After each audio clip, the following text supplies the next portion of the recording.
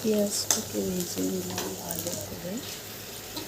তারপর পেঁয়াজ, রসুন, আদা বাটা দিয়ে দিলাম, একটু জিরে গুঁড়ো দিলাম, দিয়ে ভালো করে নাড়াচাড়া করে নিলাম। তারপরে চিকেন সেদ্ধ করা ছিল, সেই চিকেনটাকে দিয়ে দিলাম। তারপরে নাড়াচাড়া করে নিয়ে চিকেন সেদ্ধ করা জলটা এর মধ্যে দিয়ে দিলাম। কিছুক্ষণ ঢাকা দিয়ে রাখার পরে ঢাকনা খুলে ডিম সেদ্ধ করা ছিল, সেই সেদ্ধ ডিম দিয়ে দিলাম এবং কিছুটা বাটার দিয়ে দিলাম এবং কসুরি মেথি দিলাম।